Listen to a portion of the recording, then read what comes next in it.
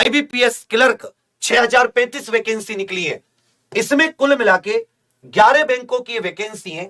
इन 11 बैंकों की जितने भी क्लर्क लेवल के पद होते हैं वो हम सब आपको, मैं ये पूरी एक एक डिटेल आपको बताऊंगा। क्या एज होती है, क्या क्वालिफिकेशन होता है, क्या एग्जाम पैटर्न है, कब से कब तक आप फॉर्म भर सकते हैं, क्या फीस है। ध्यान से सुनिएगा, लड़के और लड़कियों दोनों के लिए बहुत अहम वैकेंसी है। घर पर बैठ के थोड़ी सी मेहनत एक्स्ट्रा कर लो तो 6 महीने के अंदर इनका रिजल्ट आ जाता है, ज्वाइनिंग हो जाती है। अच्छी वैकेंसी है, बैंक की नौकरी आपको पता, ऑफिस की नौकरी है, बढ़िया प्रमोशन अगर आप अच्छा करोगे तो वो भी, अंदर डिपार्टमेंटल एग्जाम भी कई सारे होते हैं। तो अक्सर आपने देखा होगा कि बैंक के सबसे बड़े अधिकारी क्लर्क पीओ लेवल से शुरू करते हैं। तो ध्यान पूर्वक सुनिएगा, IBPS Indian banking personal selection करके बोर्ड होता है, जैसे एसएससी है, जैसे और भर्ती बोर्ड होते हैं, ऐसे ही ये एक भर्ती बोर्ड है। तो ये निकालता है 6035 वैकेंसी। कितनी है? 6035 वैकेंसी। अब इसमें मुख्य चीज सुनिए, इसका जो नोटिफिकेशन आया वो 30 तारीख को, कल। आज 1 जुलाई से इसके फॉर्म भरे जा रहे हैं और फॉर्म भरने की लास्ट डेट जो होगी वो याद रखिएगा 21 जुलाई है। तो एप्लीकेशन आवेदन शुरू हुए 1 जुलाई को, लास्ट डेट 21 जुलाई, एडमिट कार्ड अगस्त और एग्जाम डेट जो वर्तमान में अभी इसकी बताई गई है वो है 28 अगस्त। तो आप ये कह सकते हो पूरी जुलाई और लगभग अगस्त के 27-28 दिन, लगभग आपके पास 55 दिन तो इसकी तैयारी में है। और 55 दिन क्योंकि कुछ मैथ वगैरह आपको पहले से आता है, काफी है। चलिए फिर रिजल्ट डेट क्या बता रखी है, ये भी इन्होंने टेंटेटिव सी बता रखी है कि भाई सितंबर।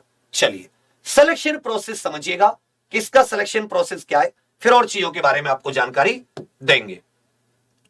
तो इसका जो सिलेक्शन प्रोसेस है ये 2 स्टेज पर पेपर होता है, मतलब 2 लेवल का, आप इसको 2 स्टेज कह सकते हैं। पहले में प्री एग्जाम होता है और दूसरे में मुख्य परीक्षा या मेंस एग्जाम होता है। उसके बाद में मेरिट लिस्ट के आधार पर प्रोविजनल एक टेंटेटिव संभावित लिस्ट आती है, कौन से बैंक में आपका हुआ है, फिर डॉक्यूमेंट वेरिफिकेशन और उसके बाद में आपको अलॉटमेंट होता है। इसका एज क्राइटेरिया वगैरह बताएं कि इसकी एलिजिबिलिटी आदि क्या है। तो अच्छे से याद रखिएगा, आप भारत के नागरिक होने चाहिए या फिर नेपाल या भूटान के तिब्बती रिफ्यूजी जो 1 जनवरी 1962 से पहले आया हो, या फिर भारतीय मूल का व्यक्ति जो पाकिस्तान, बर्मा, श्रीलंका, ईस्ट अफ्रीकी, केन्या, उगांडा, तंजानिया इन सब से आया हो। तो इसमें तो कोई आप में से होगा नहीं, आप तो भारत के नागरिक हो, तो आप इसका फॉर्म भर सकते हैं। एजुकेशन क्वालिफिकेशन ये इंपॉर्टेंट है, आपकी ग्रेजुएशन होनी चाहिए। आपकी क्या होनी चाहिए? स्नातक या ग्रेजुएशन होनी चाहिए, ग्रेजुएशन। हां, अगर आप इसमें से याद रखिएगा सर्टिफिकेट होना चाहिए आपके पास कि आपने ग्रेजुएशन क्वालिफाई कर ली है। उसके बाद में एज लिमिट की बात करोगे तो एज इसमें साथी 20 से 28 वर्ष है। एज लिमिट भी इसमें कम नहीं है, 20 से 28 साल है। और इसमें छूट भी मिलती है, जो अपने कैटेगरीज होती है SC ST OBC इत्यादि, तो उनमें आप ये भी कह सकते हो छूट इसमें मिलेगी, उसमें तो कोई दिक्कत होती नहीं है। और थोड़ी सी ध्यान दीजिएगा, तो जनरल के लिए 20 से 28, ग्रेजुएशन पास होनी चाहिए, भारत के नागरिक होने चाहिए। अब SC ST के लिए 5 वर्ष की छूट है, OBC के लिए 3 वर्ष की छूट है। अगर आप सेंट्रल OBC हैं, सेंट्रल लिस्ट केंद्रीय, पर्सन विद डिसेबिलिटी विकलांग व्यक्तियों के लिए, दिव्यांग व्यक्तियों के लिए 10 साल की, एक्स सर्विसमैन आदि के लिए यह में छूट दी गई है। अब सिलेबस और एग्जाम पैटर्न देखना, तो क्या बताया कि 2 चरण में एग्जाम होता है। पहले एक प्रारंभिक परीक्षा होती है, प्रिलिमिनरी एग्जाम, फिर एक मेंस होता है, मुख्य परीक्षा। तो प्रिलिमिनरी एग्जाम में देखना, ये आपको 3 सब्जेक्ट मिलते हैं। कितने सब्जेक्ट? 3, इंग्लिश, मैथ्स और रीजनिंग। इंग्लिश के 30 क्वेश्चन, एक क्वेश्चन 1 नंबर का, तो 30 का। इसमें क्या है, सेक्शनल वाइज टाइम होता है। इसमें ऐसा नहीं है कि पूरा जो है 60 मिनट में पूरा पेपर करो, कोई भी नहीं।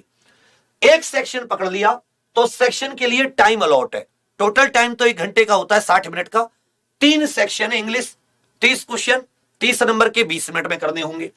मैथ्स के 35 क्वेश्चन 35 नंबर के, वो भी 20 मिनट में करने होंगे। रीजनिंग के 35 क्वेश्चन, ये भी 35 नंबर के, ये भी 20 मिनट में करने होंगे। सेक्शनल वाइज तो 100 क्वेश्चन 100 नंबर के, टोटल टाइम 60 मिनट। तो नॉर्मल एग्जाम्स में क्या होता है जो आप देते हो कि कोई भी सेक्शन खोलो पूरा 160 मिनट्स में से समय कटता चलता है, एसएससी आदि के आप देते हो। इसमें ऐसा नहीं है, इसमें तीनों का सेक्शन वाइज टाइम है। पहले एक सेक्शन कंप्लीट होगा तभी दूसरे में आ पाओगे, और उस तय समय में करना होगा। चलिए उसके बाद में आ जाते हैं आगे। फिर मुख्य परीक्षा होती है मेंस।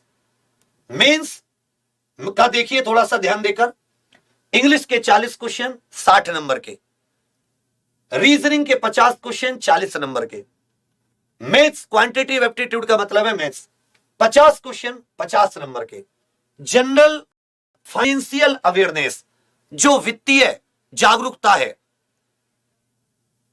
इसके बारे में 50 क्वेश्चन 50 नंबर के, टोटल क्वेश्चन 190, टोटल नंबर जो हो जाते हैं 200 नंबर का, और साथ ही ड्यूरेशन इसमें इंग्लिश के लिए 45 मिनट मिलती है 40 क्वेश्चन के लिए, रीजनिंग के लिए 50 क्वेश्चन के लिए 35 मिनट, क्वांट के 50 क्वेश्चन के लिए 45 मिनट, और financial awareness 50 question 50 number 35 minute, इसमें भी सेक्शनल है। चलिए तो ये की रिक्वायरमेंट हो जाती है। अभी आप घबराओगे, इंग्लिश में तो वही है जो नॉर्मल जनरल इंग्लिश का सिलेबस होता है। रीजनिंग में इसमें क्या है कि जो बैंक की रीजनिंग होती है वो थोड़ी सी अजीब होती है, इनइक्वलिटी, स्लॉग्स आदि ये सब थोड़े सा हाई, पजल थोड़ी सी हाई हो जाती है। न्यूमेरिकल एबिलिटी मैथ में तो वही profit loss discount, quadratic equation, simplification, mixture alligation, SICI, surds, indices, work time, speed time distance, mensuration, DI ratio, proportion number system, sequence and series, permutation, combination and probability,